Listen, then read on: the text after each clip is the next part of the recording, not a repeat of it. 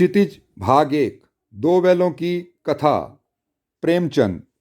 आओ बच्चों, निम्नलिखित प्रश्नों के उत्तर जानें। प्रश्न संख्या 1। कांजी हाउस में कैद पशुओं की हाजिरी क्यों ली जाती होगी? उत्तर। कांजी हाउस में कैद पशुओं की हाजिरी इसलिए ली जाती होगी जिससे यह पता चल सके कि वहाँ कैद किए गए सभी पशु वहाँ उपस्थित हैं, उनमें से कोई भाग गया अथवा मर तो नहीं गया है। प्रश्न संख्या 2। छोटी बच्ची को बैलों के प्रति प्रेम क्यों उमड़ आया? उत्तर। छोटी बच्ची की माँ मर चुकी थी।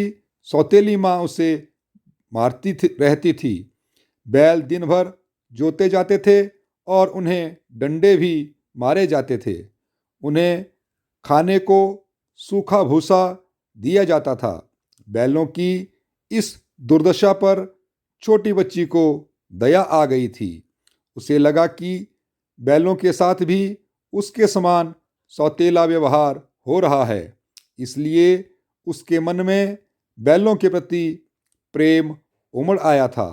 वह रात को उन्हें एक रोटी खिला आती थी।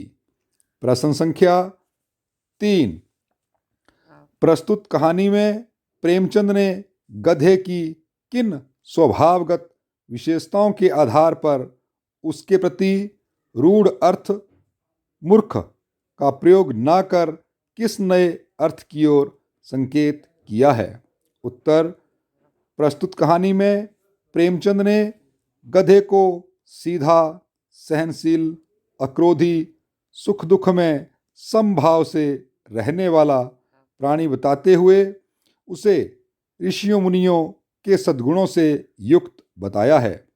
उसे एक सीधा साधा पशु बताते हैं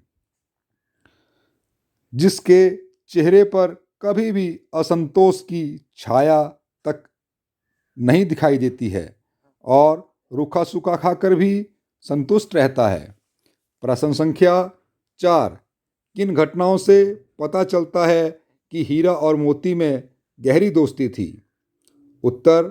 बहुत दिनों साथ रहते रहते हीरा और मोती में दोस्ती हो गई थी। दोनों मूक भाषा में एक दूसरे के मन की बात समझ लेते थे। आपस में सींग मिलाकर एक दूसरे को चाट अथवा सूंघ कर अपना प्रेम प्रकट करते थे। दोनों एक साथ नांद में मुंह डालते और एक मुंह हटा लेता तो दूसरा भी हटा लेता था।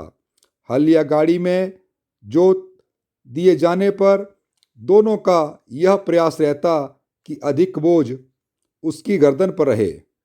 गया के घर से दोनों मिलकर भागे थे।